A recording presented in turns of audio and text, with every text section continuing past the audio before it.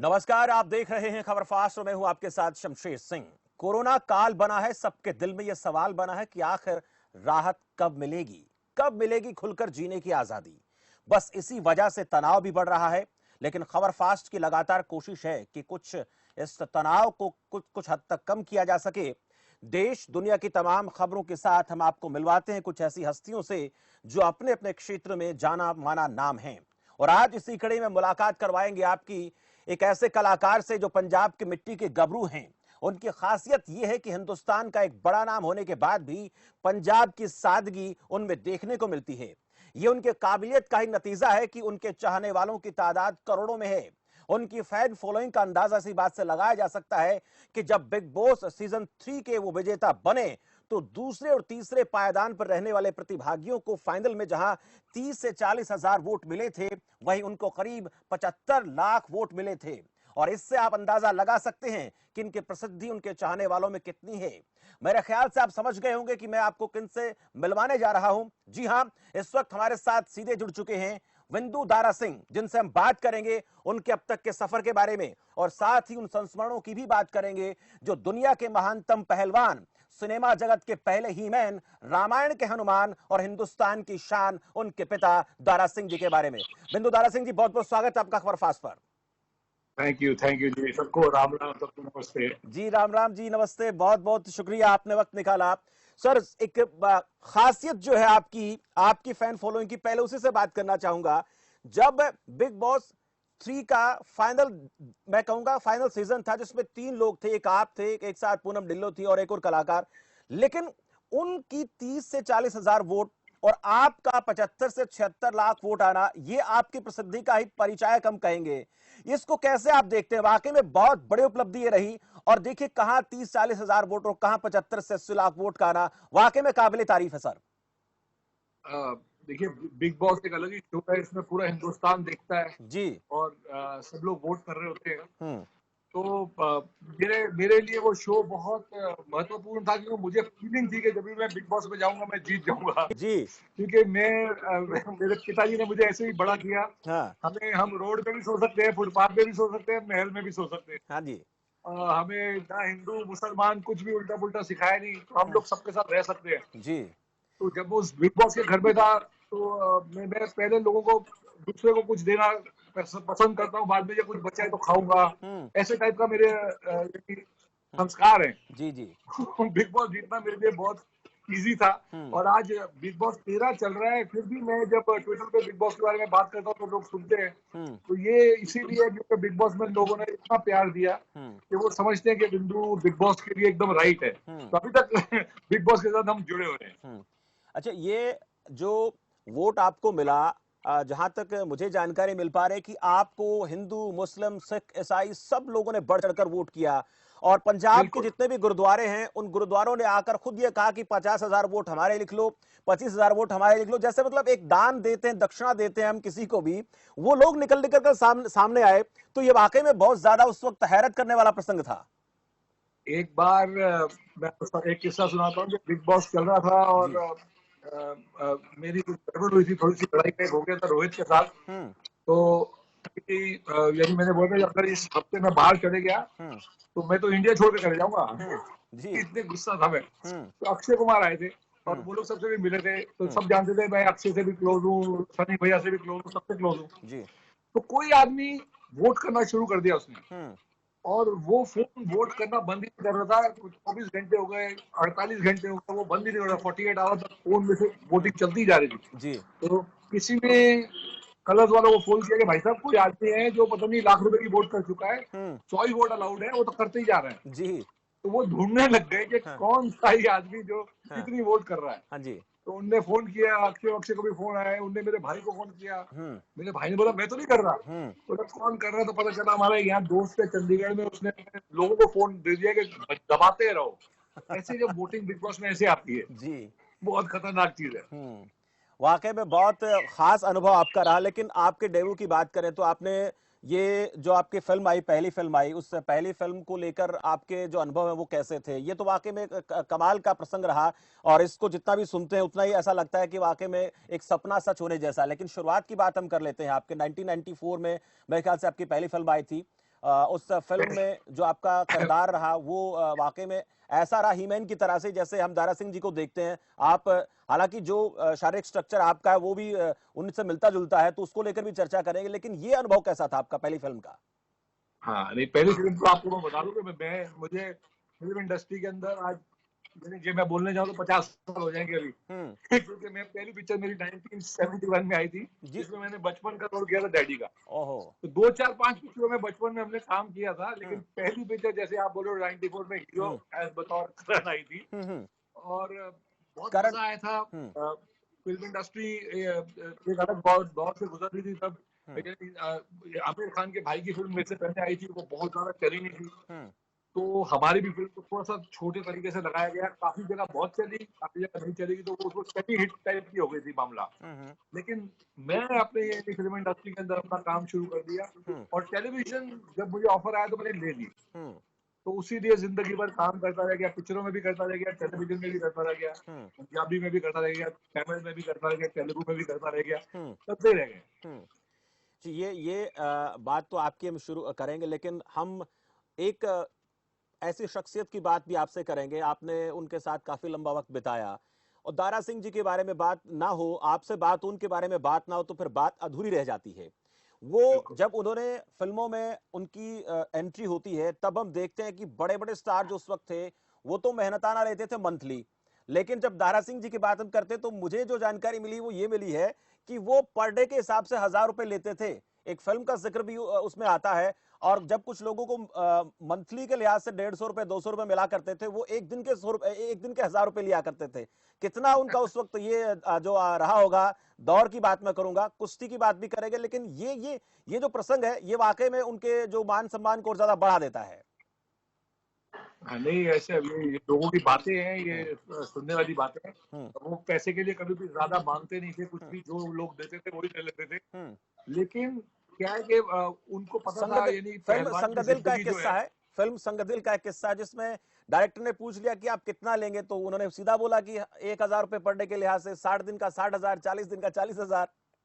ऐसा वो मतलब, सही है। हाँ, ये किस्सा है। वो सही है। हाँ, इस किस्से के बारे लेकिन में थोड़ा बताएं। चक्कर ये है कि वो पहलवान थे, हाँ। और एक बार वो पाकिस्तान के बहुत बड़े पहलवान गामा जी से हम्म। उनको मिलने का मौका मिला। हम्म।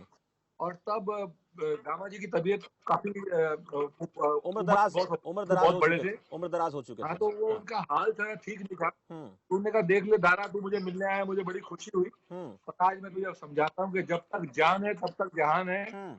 जब तक पहलवानी है तब तक ये तेरा सब कुछ, उसके बाद का ये हाल देख ले मेरा। जी जी। तो हम्म। प्लीज याद रखना कि कुछ जिंदगी में और कमा के रख लेना, हम्म। आगे चल के काम आएगा। हम्म। तो वो डैड के बहुत उनके दिमाग में वो बात हम्म। पड़ गई थी हम्म। कि खाली पहलवानी नहीं, हम्म। और भी कुछ करना पड़ेगा। जी। तो जब पिक्चरों की ऑफर आई तो उन्होंने 2 3 बार तो मना कर दिया, पर बाद में उनको गामा जी की शक्ल याद आई, और उन्होंने कहा ये करना ही पड़ेगा। हम्म। और उनने फिर फिल्मों में काम किया, और वो पैसे, वो हमारे माँ बाप 100 से पैसे बोलते 100 थे से 10% ज्यादा। पैसे बचा लो। हाँ, 100 से ज्यादा फिल्मों में उन्होंने काम किया, और हर फिल्म में उनके, देखिए, उनके शरीर के बारे में, उनकी ताकत के बारे में तो इसी बात से हम अंदाजा लगा सकते हैं कि 64 साल की उम्र में भी रामानंद सागर ने यह कह दिया कि मुझे आपके जैसा हनुमान नहीं मिल रहा है, मैं पूरी दुनिया छान मार चुका हूं, मुझे आप भी फिट लगते हैं। तो ये उनके उम्र का और ताकत का, शरीर के उसके उनके स्ट्रक्चर का एक हम अंदाजा लगा सकते हैं कि वाकई में कितने बलशाली वो थे। भाई आप बिलीव नहीं कर सकते कि जब वो अपनी पहलवानी करते थे, हम्म। तो वो बोलते थे कि मतलब मेरे पास 1 मिनट भी फ्री नहीं मिलता। हम्म। 3 4 हज़ार डंड आज मार रहे हैं, हम्म। तो फिर शाम को बैठक मार रहे हैं, हम्म। खा रहे पी रहे सो रहे हैं, हम्म। फिर बैठक दंड, बैठक दंड, बैठक दंड, जी। ऐसा ही उनकी जिंदगी निकलती थी। हम्म। तो वो जो पावर थी, वो मतलब बोलते जब एक्सरसाइज करते थे तो ऐसा लगता है बाल्टी पानी फेंकी है किसी ने, हम्म। पसीना था वो। इतना तो छूटता। वो हाँ। जब हम्म। कड़ी मेहनत से ही ऐसी बॉडी बनती है, और उसके बाद वो बॉडी का आज तक, यदि हम लोग को लोग, तू अपने आप को तारा सिंह समझता है इसीलिए चल रहा है। हम्म। ऐसा ऐसा लोग बोलते हैं कि जैसे हरियाणा में एक छोटी सी कहावत, में हरियाणा से तो मैं बता दूं, लोग बोलते हैं कि दारा सिंह पक्का है, मतलब ऐसा बोलते हैं लोगों को कि जो तगड़ा होता है उसको ऐसा बोल देते हैं। तो पंजाबी में क्या कहते हैं लोग? हर जगह है। हाँ। हर जगह तू कोई दारा सिंह है, बहुत चीजें बोलते हैं लोग। जी। हाँ, पूरे इंडिया में जितने स्टेट हैं सब में कुछ ना कुछ दारा सिंह के साथ कनेक्टेड ऐसा है। तो वो इतना प्यार और इतना जो उन्हें जो कमाया, उसकी आज तक हम लोग यानी छत्र छाया में, सोचो आपके हम लोग भी कोई अच्छे काम जो पिछले जन्म में जो यहाँ पैदा हुए। दुनिया में एकमात्र ऐसे पहलवान थे जब उन्होंने लगभग 30-31 साल की उम्र में पहलवानी शुरू की थी और उसके बाद 15-16 साल तक वो रुस्तम जमा, जिसको हम बोलते हैं, आज हम वर्ल्ड चैंपियन कह देते हैं, रुस्तम जमा बोला जाता था उस वक्त में, वो रहे। तो ये जो उनकी ताकत का, हम अगर आपसे कुछ जानना चाहे उसके पीछे राज क्या था? खाना पीना, सहनशीलता, सब्र और भी तमाम तरह के परहेज करने होते एक पहलवान को, क्या करते थे वो? ये जो वर्जिश जिस तरीके से करते थे और जिस तरीके से खाना खाते थे, जो चीजें खाते पीते थे, उनकी स्टोरियां तो बहुत सारी है। तो इतने अंडे खा जाते थे, इतने चिकन खा जाते थे, इतनी रोटियां, ऐसा तो नहीं था, लेकिन बहुत स्ट्रॉन्ग डाइट खाते थे। एक चीज होती थी शरदाई करके, जिसमें 100 बादाम डालने पड़ते थे और वो पीते थे। तो 100 बादामों का पावर का एक दूध का ग्लास बनता था, वो पीते थे। वो मैं भी थोड़ी देर जब मैं स्टार्ट किया था तो पीता था। बीच में भी मैंने सोचा एक दिन यार शरदाई बना के पियेंगे, 3 दिन खाना नहीं खा पाया था, हजम नहीं हुआ। वो बहुत डेंजर चीज है शरदाई। ऐसी चीजें खा पी के, घी खा के, गांव से घी आता था। हाँ जी। तो पावर बहुत थी उसमें, देसी घी, वो उस वक्त खाते। अच्छा, आपने भी उनके साथ काफी सारा वक्त बिताया पहलवानी को लेकर। आपको भी कभी कहा कि भाई आप भी जो है ना पहलवानी कीजिए, मैंने बड़ा नाम कमाया है, आप भी मेरे साथ कसरत कीजिए, दोनों मिलकर जोर आजमाइश करते हैं अखाड़े में जाकर के? तो तब क्या होता था? और ये भी पूछूंगा आपसे, जब आप पूरी जवान अवस्था में थे और उनकी उम्र ढलने वाली थी, तब कौन किसको चित करता था? नहीं, हमारे पिताजी ने ना 5 जितने हमारे साथ बच्चों को बोला था कि भाई लाइफ में याद रखो कि जो तुम्हारा करता है तुम वही करोगे, जिससे तुम्हें शादी करनी है तो उससे करो, कोई टेंशन नहीं है। तो ना हमें उन्होंने कोई जबरदस्ती पहलवानी कराई। और बहुत लोग चंदगी राम जी और सब आते थे मुझे ले जाने के लिए, इसको हम बनाएंगे इसको पहलवान। उन्होंने कहा अगर वो जाता है तो ले जा, लेकिन हमें उन्होंने समझा दिया कि अगर तुम सोचते हो कि तुम्हारे पास पिक्चर देखने का समय निकल सकता है तो तुम पहलवान नहीं बन सकते। एक पहलवान मतलब 24 घंटे का काम है, सोना है, खाना है, पीना है, वर्जिश करनी है, बस जी। तो हमको लगा कि हमारे बच्चा है नहीं। और मेरी फैमिली में 1-2 लोगों ने ट्राई किया, लेकिन एकदम चोटी से थोड़ा नीचे जाके वो रुक गए। सिर्फ हमारे डैड का जैसा नाम था वैसा नाम मिलता है, यानी इंडिया में कोई भी नहीं बना पाया लाइफ में। बहुत लोग ने अभी तगड़े रेसलर बने जो बॉडी लेवल जीत के आए, सुशील और सारे, जब ये अभी जो लड़कियां हैं अपनी फोगट सिस्टर्स, उनके हस्बैंड्स, वेरी गुड।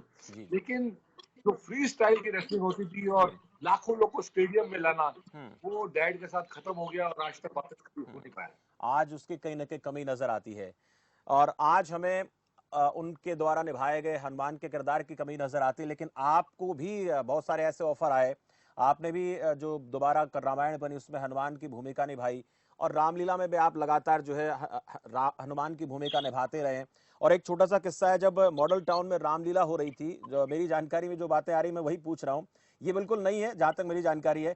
तो वहां रामलीला में आपको रावण दहन करना था, लंका दहन, माफ कीजिए, लंका दहन करना था। तो उस वक्त वहां पर भी 25 से 30 हजार लोग जमा हो जाते हैं। तो ये शख्सियत का अंदाजा इससे भी लग जाता है कि दारा सिंह के परिवार से और खुद उनके जैसे हट्टे कट्टे भी हैं। तो वो थोड़ा सा किस्सा दर्शकों के साथ साझा करें आप। हाँ बिल्कुल। ये पिताजी ने तो हनुमान जी का किरदार 3 बार निभाया जी। एक बार एक फिल्म की थी बजरंगबली, फिर उन्होंने रामायण की और फिर महाभारत में एक भीम के साथ सीन, 3 बार। लेकिन उनके बाद मुझे मौका मिला, बहुत बार मैंने हनुमान जी का किरदार निभाया। और जब भी हम करते थे तो आंख बंद करके तो हम डैडी की मूर्ति सामने आती थी कि कैसे करना है। तो उनसे ही प्रेरणा लेके हम लोग सब आज तक जिसने भी हनुमान किया है उनको ही सामने रख के किया कि उनने किस तरीके से किया था। लेकिन जब रामलीला मैं करने लग गया तो दिल्ली में, तो हर साल मुझे हनुमान वापस बोलते जा रहे हनुमान जी हनुमान जी। तो मैंने बोला भाई मैं भी अब 55 साल का हो गया हूँ, किसी यंग लड़के को आप हनुमान ले लो, मुझे मैं कोई और रोल कर दूंगा। नहीं, आप तो हनुमान ही करेंगे। और मॉडल टाउन वालों ने पहली बार बहुत बड़ी रामलीला करने का डिसाइड कर लिया पिछले साल। तो मॉडल टाउन में रामलीला, यानी हम लोग तो वहाँ करते थे लव कुश रामलीला इधर उधर, लेकिन ये हमारे बहुत क्लोज दोस्त हैं और इन सब ने डिसाइड कर लिया हम रामलीला करेंगे। तो मेरे मुझे फोन आ गया कि आपको हमारे साथ करना है। तो मैं कहा यार तुम लोग कर रहे हो, श्योर हो कर लोगे? बोला हाँ करेंगे। और वाकई मॉडल टाउन की रामलीला का इतना नाम हो गया, इतनी दुनिया आई देखने, और इतना प्यार मिला, इतना प्यार मिला कि मुझे लगता है हर साल अब मॉडल टाउन की रामलीला होगी। और जब वो लंका दहन वाला सीन था, मुझे अभी भी याद है, इतने सारे लोग, मैं जाके सुबह दोपहर में जल्दी चले गए ताकि देख लूं कोई गड़बड़ ना हो। उनने सही तरीके से सब कुछ लगाया है और बहुत बेहतरीन तरीके से उन्होंने लगाया था। तो बिल्कुल सेफ्टी और हर चीज देख के लगाया था, तो बहुत मजा आया इतना बड़ा रावण को जलाते हुए। ये थोड़ा दुख आपका, होता है जब ये वही पोल्यूशन जादू है जाती है, लेकिन जिस good should win over evil. जिस जादू की मैं बात कर रहा हूँ, ये वही जादू है जो हम बिग बॉस में देख चुके थे, वही का वही असर जो है मॉडल टाउन में देखने को मिला। ये शख्सियत का पता लगता है। और ये देखिए, मैं इसलिए भी कह रहा हूं कि जो लोग इस वक्त हमें सुन रहे हैं, देख रहे हैं, कि कोई भी कलाकार जो है वो बड़ा तब बनता है जब वो अपने गांव की, अपनी जो जमीन है उसकी मिट्टी की खुशबू को अपने सांसों में समेट के रखता है और जमीन से जुड़ा रहता है। तो ऐसे ही दारा सिंह जी थे और उसी तरीके के किरदार में जो है हमारे साथ विंदु दारा सिंह जी जुड़े हुए हैं। विंदु जी, ये बहुत ऐसी बातें हैं जिनको समझना, महसूस करना वाकई में बहुत अहम हो जाता है। मैं धर्मोचक गांव की भी थोड़ी बात आपसे करूंगा। आपका जो गांव है, उस गांव को लेकर आपके मन में किस प्रकार की यादें हैं? हमारा बचपन जो था उस गांव में, छुट्टियां हमारे मोस्टली सारी छुट्टियां उसी गांव में रहती थी। हम्म। तो हमारे दादा दादी वहाँ थे, हम्म। और उनके भी मेरे दादा के भी मम्मी और डैडी के साथ मैं खेल चुका हूँ। हम्म। जी। तो वो पता नहीं कितने 104 105 साल की उम्र तक लोग जीते थे उस जमाने में। जी। तो मैं अपने पुश्तों के साथ, 4 पुश्तों के साथ मैंने खेला है, हम्म। और मेरा बेटा फतेह ने भी 4 पुश्तें देख ली। हम्म। तो ये यानी पंजाब में 4 पुश्तें देखना एक यानी बहुत आसान काम होता था। हम्म। आजकल मुझे लगता है थोड़ा हार्ड है, लेकिन रघुचक के साथ बहुत सारी यादें जुड़ी हैं। हम्म। बचपन में हम वहाँ रहते थे, गाय भैंस को लेके जाते थे चरने के लिए। उसके बाद जो हमारी जो नदी है उसके अंदर नहलाते थे, हम्म। गुल्ली डंडा खेलते थे, जी। और बच्चों के साथ बहुत मजे करते थे। बहुत दोस्त थे हमारे पास और बहुत अच्छा, मजा कभी कभी आता कभी था। कभी ऐसा भी होता था कि कोई ज्यादा हरकत करता था तो उनके साथ फिर वही पहलवानी वाले जोर आजमाइश भी हो जाते थे। ऐसे भी किस्से हो जाते थे। कोई बदमाशी ज्यादा करता हो, उन लोगों के साथ किस तरह से आप लोग पेश आते थे फिर? मैं छोटे तो छोटे घुल बचपन मिल की जाता यादें। हूँ, हाँ। जिधर भी जाता हूँ वहाँ घुल मिल जाता हूँ। तो पंजाब में जब मैं पिंड में रहता था तो ऐसा लगता था पिंड का ही आदमी हो गया है। हम्म। तो एक बार मेरी दादी ने बोला कि भाई बिंदु को हमारे पास छोड़ दो, आप लोग चले जाओ सारे, हम्म। इसको थोड़ा और पिंड में ही रखो मेरे साथ। हम्म। तो मम्मी ने कहा चलो ठीक है, थोड़े छुट्टियां वुट्टियां थोड़ी ज्यादा 2-3 महीने रहने देते हैं। हम्म। 3-4 महीने के बाद जब मैं वापस गया तो एकदम काला हो गया था। हम्म। और डैडी शूटिंग पे जा रहे थे, हम्म। तो मेरे मुंह से निकला, वो डैडिया हम्म। कितने चलिया मैनू भी नाल ले जाओ। वो सब मैं हिंदी भूल गया था, पंजाबी बोलने लग गया था। हम्म। तो इसीलिए मेरी पंजाबी थोड़ी अच्छी है मुंबई में रहने के बावजूद। जी, ये गांव गांव की यादें होती हैं, गांव में रहते तब। अच्छा, फतेह को लेकर आपने जिक्र किया। अब फतेह को लेकर क्या तैयारियां हैं? क्योंकि वो भी लोग तो चाहते हैं कि दारा सिंह जी के परिवार से आपको लोगों ने देखा, आप लगातार अब भी आप काम कर रहे हैं, नए नए कलाकारों को मौका देते हैं। चंडीगढ़ में अपने थिएटर के, दारा सिंह थिएटर जो है आपका है, वहां पर भी तमाम तरह की जो है नए कलाकारों को मौका देने की कोशिश आपकी रहती है। लेकिन फतेह को लेकर क्या तैयारियां हैं? फतेह को अभी 5 साल हो गए। हम्म। 5 साल से अब क्या, पहले वो पढ़ाई वढ़ाई कर रहा था, डॉक्टर डॉक्टर बनेगा, लेकिन एक दिन उसने बोला पापा नहीं मैं एक्टर ही बनूंगा। हम्म। और मैंने उसे समझाया कि ये एक्टर बनना सबसे हार्ड हम्म। प्रोफेशन है पूरे, यानी सबसे हार्ड, हम्म। करोड़ों लोग में से एक आदमी। हम्म। तो आपको ये सोचना पड़ेगा कि जस्ट बिकॉज आप किसी के बेटे हो वो दिन चले गए। हम्म। पहले होता था कि आप किसी के बेटे हो, हम्म। आपको रोल मिलेगा। हम्म। लेकिन अभी टैलेंट नहीं होएगा तो आपका कोई चांस नहीं है। हम्म। तो उसने कहा नहीं डायरेक्ट मैं पूरा करूंगा पूरा करूंगा। हम्म। तो तब्बू, फारा, शबाना आजमी, जावेद अख्तर, हम्म। मेरे डैड, तो सब यानी सारे सब फिल्म वाले ही हैं। हम्म। और उसके सारी फैमिली फिल्म वाली ही है। जी जी। तो उसने जब स्टार्ट किया 5 साल हो गए, हम्म। और अब 5 साल उसके खत्म होने आ रहे हैं, और अब जाके वो लगता है कि अब पूरा तरीके से तैयार हो रहा है हम्म। पिक्चर में आने के लिए। हम्म। अभी ये पेपर वाले कुछ भी लिख देते हैं कि साइन कर दिया है, ये है वो है, हम्म। अब तक साइन वाइन नहीं, लेकिन हम्म। तैयारियां उसकी पूरी हो चुकी है। और इस साल के एंड में हम्म। या अगले साल के स्टार्ट में वो पिक्चरों में पहली बार आएगा, अच्छा, उनको और किस वो तरीके बहुत से तैयारी के साथ आएगा। प्रेजेंट किस तरीके से करेंगे आप? उनको किस तरीके से लेकर आएंगे? कुछ ऐसा सोचा है आपने कि भाई फतेह को ये इस एंगल से उतारेंगे? एक रोमांटिक हीरो होता है, एक कोई नया जो बंदा जो फिल्मों में आता है तो उसको इंस्पिरेशनल के तौर पर लेकर आते हैं, एक पहलवानी के तौर पर, खिलाड़ी के तौर पर कैसे उतारेंगे? वो ये आप सोच लो कि एक ऑलराउंड काइंड ऑफ पैकेज है ये फतेह। ये दिखने में एकदम लगता है कि बहुत रोमांटिक हीरो भी हो सकता है, लेकिन जैकी चैन के यहाँ जाके चाइना में इसने फाइट सीख के आया है, कभी साउथ इंडिया में जाके फाइट सीखता है। फिर हमारा तो बेटा ये तो थोड़ी कुश्ती तो ऑलरेडी खून के अंदर है जी। तो एक्टिंग भी बहुत ज्यादा सीखी है इसने, डांस भी बहुत सीखा है, फाइट भी बहुत सीखा, हर चीज। तो जैसी फिल्म मिलेगी आई थिंक फतेह उसमें वो निभा पाएगा, और तो लोगों का इतना प्यार डैड को मिला है, मुझे मिला है, मुझे लगता है ये वो नाम को रोशन बहुत जोर से करेगा। तो ये मेरा बेटा है, इसीलिए मैंने सोचा कि जरूरी नहीं है कि हमारा बेटा है तो बस फिल्म में आना जरूरी है, अगर वो डिजर्व है तभी आ पाएगा, और मुझे लग रहा है वो बिल्कुल डिजर्व करता है। बिल्कुल डिजर्व करता है। अमेलिया अपनी मम्मी के साथ अभी रसिया में फंसी हुई है लॉकडाउन के चलते, तो अमेलिया को लेकर क्या है, उसको लेकर क्या तैयारियां, उनको आप क्या कहेंगे इस वक्त, क्योंकि वो इस वक्त बाहर आपकी तो बात होती रहती है लेकिन लोग भी सुनना चाहते हैं कि आप उनको क्या मैसेज दे रहे हैं इस वक्त। देखो वो लोग रशिया में, मेरा और मेरी बीवी रशिया में थे, वो वहां फंस गए, उनकी ट्रेन रोज डिले होते जा रहा है। वो बहुत ही बेहतरीन स्कूल अंबानी स्कूल में पढ़ती है, बॉम्बे में, धीरू भाई अंबानी में। तो वहाँ स्कूल में ऑलरेडी स्टार्ट हो गया है, वो लोग स्कूल वाले अपने वीडियो से क्लासेस स्टार्ट हो गई है और पढ़ाई करना शुरू कर दिया है। तो समय चेंज हो चुका है कुछ, और मुझे लगता है समय के साथ हम सबको भी बदलना पड़ेगा। शायद मदर अर्थ कुछ सफाई करना कोशिश कर रही है कि बहुत हम लोग गलत कर रहे थे, हमको लग रहा था बस लूटते जाओ, खाते जाओ, कमाते जाओ, लेकिन अर्थ का ख्याल नहीं रख रहे थे हम, और वो अर्थ ने हमें समझा दिया कि भैया देखो, 2 रोटी 2 बोटी बहुत हो गया, जरा सोच समझ के चलो। और ऐसी बीमारी आई है जो किसी को समझ ही नहीं आ रही। तो बहुत कोशिश है कि ये बीमारी से जल्द हिंदुस्तान और पूरी दुनिया बाहर निकले और वापस लगे, लेकिन ये नहीं भूलना चाहिए जो ये हमें सिखा के गई है। जी। ये आप सिखा पिछले गई है कि फैमिली फर्स्ट, हाँ, लाइफ फर्स्ट। सब लोग अपने घरों में कैद हैं, आप लोग भी अपने घरों में इस वक्त हैं, जहां हैं सब वहीं ठहर गए हैं, लेकिन उससे पहले आपके कुछ प्रोजेक्ट चल रहे थे, नीडर जैसे और नानक नाम जहाज, ये इस फिल्म को लेकर आपकी तैयारियां चल रही हैं, तो उनको लेकर क्या है, जब लॉकडाउन खत्म होगा तो बड़ी जल्द लोगों के बीच में आएंगे। और नानक नाम जहाज को लेकर भी एक मुझे जानकारी मिली कि ये फिल्म जब पहली बार ये फिल्म बनी, अब दोबारा इसका रीमेक हो रहा है, तो लोग जो है, इतनी ज्यादा नानक में श्रद्धा है लोगों की, तो थिएटर के अंदर लोग जो है वो चप्पल जूते बाहर निकालकर फिल्म देखने जाते थे। बिल्कुल बिल्कुल बिल्कुल, ये फिल्म जब आई थी नानक नाम जहाज है, तो हिस्ट्री बनाई थी इसने पंजाब में, और बहुत ज्यादा चली थी।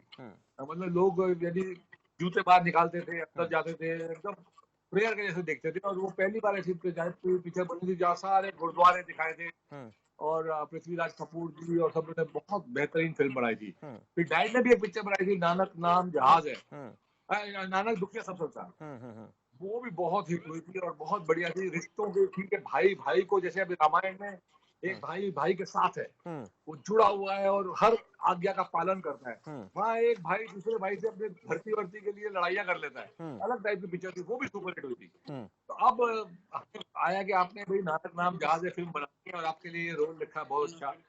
तो जब मैंने वो सुना तो मुझे बहुत अच्छा लगा, और मुझे लगा कि मैं जरूर करूंगा। मैं पिक्चर 1-2 साल में एक कर लेता होता हूँ। जी जी। और ये बेहतरीन फिल्म मैंने डन की, अभी आप लोगों को देखने को मिलेगी। मई में लगती, लेकिन अब ये जिस बिकॉज ऑफ कोविड, मुझे लगता है पता नहीं कब जाके लगेगी, 2-4-6 महीने में लग जाएगी। अब सब कुछ डिले हो गया, लोगों को इंतजार रहेगा। लेकिन जट जेम्स बॉन्ड भी आपकी फिल्म आई जिसने पंजाबी में सबसे ज्यादा 18 अवार्ड जीते, तो ये जो अवार्ड विनिंग फिल्म आपकी रही, इसके जो मैं अनुभव की बात करूं, वो आपके दिमाग में आज कैसा है? क्योंकि देखिए, कलाकार की कलाकारी तो मायने रखती ही रखती है, लेकिन उसमें जरूर ये होता है कि जब कोई कलाकार अपनी कला के साथ साथ अपने जो जिंदगी का अनुभव उसमें साझा कर देता है, तो वो और ज्यादा कारगर साबित हो जाते हैं। तो ये जो फिल्म रही, ये आपके पूर्वानुभव के आधार पर रही, या फिर जो जो आपको दिया गया रोल निभाना उस वजह से अवार्ड जीते, या दोनों का मिक्स ही रहा? हाँ, नहीं देखो, आपको समझना पड़ेगा कि हम लोग जो है अलग अलग टाइप के लोग, अलग टाइप के एक्टिंग करते हैं। हम लोग तो डायरेक्टर वाले एक्टर हैं। मेरे को लगता है कि मैं विलन का रोल बहुत अच्छा कर सकता हूँ, लेकिन मुझे कॉमेडी के रोल मिलते रहते हैं। कभी कभी पंजाबी वाले विलन के रोल दे देते हैं। तो अलग अलग टाइप का हम लोग का कुछ टाइप कास्ट नहीं है, लेकिन जितनी आप मेहनत करोगे, शिद्दत से जितना काम करोगे, उतने आपको यानी ऊंचाई देखने मिलेगी, उतने अवार्ड मिलेंगे, लाइफ बेटर होगी। और अगर आप इसको सीरियसली नहीं लोगे तो ये आपको ऐसा घर पे बिठाएगी कि आप को समझ नहीं आएगा आप किधर गए। तो फिल्म इंडस्ट्री में लंबा कैरियर होना, उसके बहुत अलग अलग टाइप की उसके लिए क्राइटेरिया बहुत जरूरी है, लेकिन सबसे जरूरी वही है जो आपने बोला कि धरती के साथ जुड़े रहो, जमीन पे रहो, उड़ो मत। अच्छा, ये तो बात हुई, लेकिन अगर मैं आपके दिल के करीब, देखिए दारा सिंह जी तो सबके हीरो रहे हैं, उसमें कोई दो राय नहीं है। उनको तो चाहे अमिताभ बच्चन हो आज, चाहे धर्मेंद्र हो, या तमाम बड़े स्टार्स हो, उनका अपना आदर्श मानते हैं। लेकिन दारा सिंह जी को तो मैं मानता हूं कि वो सबके आदर्श है, लेकिन उनके अलावा आपके सबसे ज्यादा आपको कौन बेहतर लगता है बॉलीवुड में? क्योंकि सबकी अपनी अपनी पसंद होती है। अरे देखो, दारा सिंह जी का टाइम अलग था, और अभी तो अब सोचो कि उनके सिवा आई थिंक कोई भी ऐसा नहीं है कि उनके बारे में एक भी बुरा वर्ड बोल ही नहीं सकता। और दारा सिंह जी के लिए कोई लाइफ में किसी ने भी एक वर्ड बुरा नहीं होगा लाइफ लॉन्ग। तो ऐसी जिंदगी जीना बहुत हार्ड है कि ऐसा कोई और आदमी जिसके बारे में एक भी आदमी बुरा ना बोले, एक भी वर्ड, बहुत बहुत हार्ड है, ऐसी चीज है।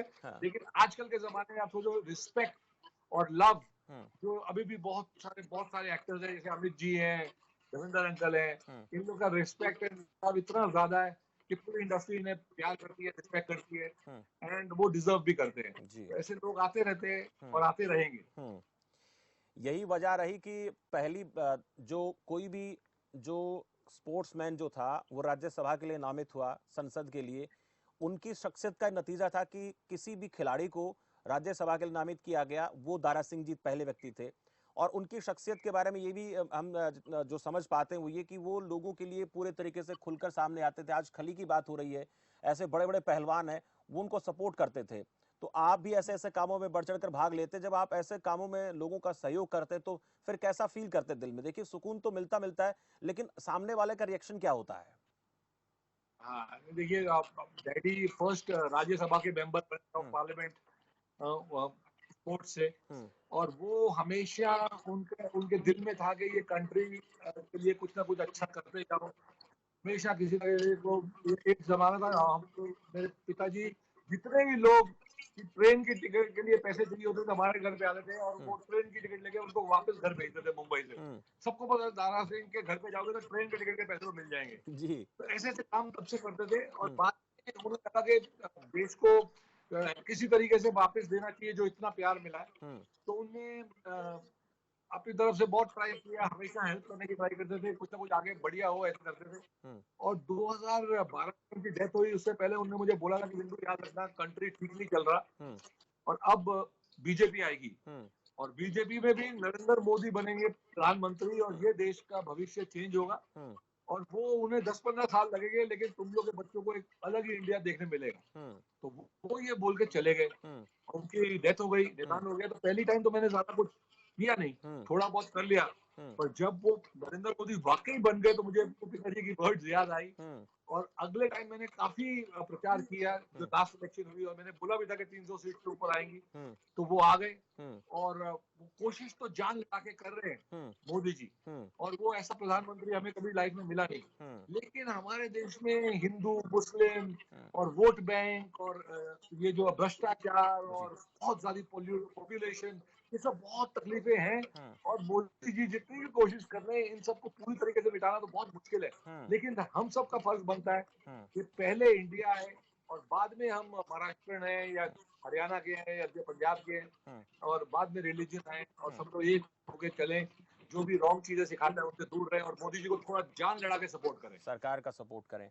चलिए, मैं आपसे ज़्यादा वक्त न लेते हुए एक तो ये लोगों से मैं चाहूँगा कि आप भी एक अपील करें, जैसे लगातार आप बात कर ही रहे हैं, लेकिन एक चीज़ और पूछूंगा कि आने वाले दिनों के लिए तैयारियां कैसी हैं? क्या कुछ बिंदु दारा सिंह जी कर रहे हैं? और इसके अलावा जो हमारा जो समाज है, उस समाज को सही दिशा देने के लिए आप लोगों की जो अपील होती है बड़ा कारगर होती है, क्या अपील आप करेंगे? आपको समझना पड़ेगा कि ये जो फर्स्ट ऑफ ऑल तो कोविड के बारे में समझ लें कि ये किसी के समझ के बाहर है। सब लोग कोशिश कर रहे हैं कि ये बीमारी फैले ना।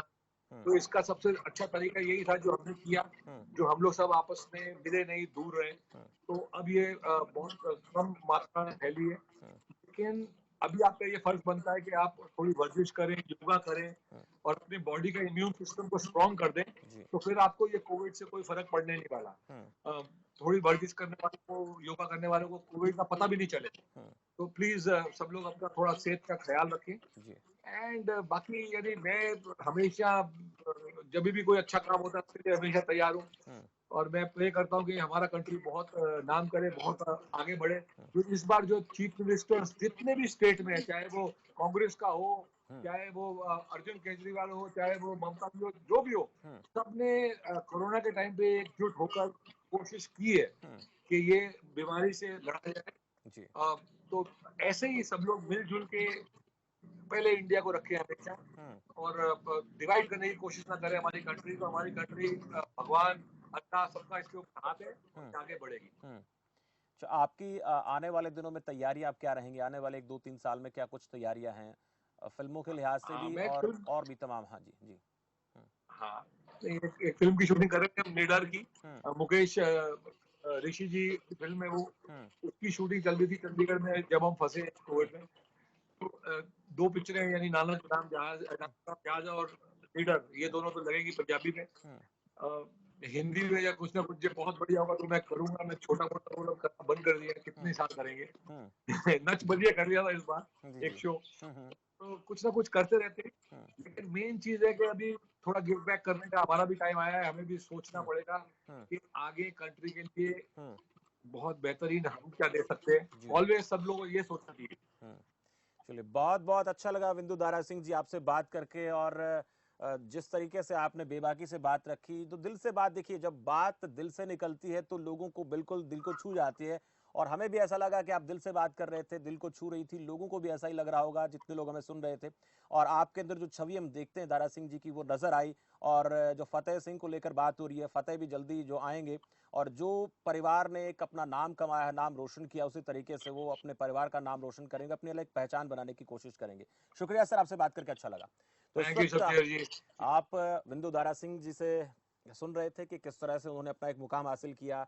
दारा सिंह जी के बहुत से ऐसे किस्से, जो कहानियां हैं, और उनके बारे में जितना कहा जाए उतना कम है। हजारों लाखों ऐसी बातें हैं जिनको हम चर्चा करें तो पूरा पूरा दिन निकल सकता है, लेकिन उनके मान सम्मान को, उनके द्वारा कमाए गए नाम को विंदु दारा सिंह जी आगे बढ़ा रहे हैं। और फतेह भी बहुत जल्द जो है फिल्म में देखेंगे। तो जिस तरीके से आज कोरोना संक्रमण के इस दौर में हम देखते हैं, सब लोग अपने घरों में कैद हैं, छोटा बड़ा आम आदमी। आप भी घरों में रहिए, और जो बड़े बड़े स्टार्स, जो सरकारें हैं, आपसे अपील कर रहे हैं, उनका पालन जरूर कीजिए। फिलहाल इस खास चर्चा में इतने, मुझे दीजिए इजाजत, और आप देखते रहिए खबर फास्ट। नमस्कार।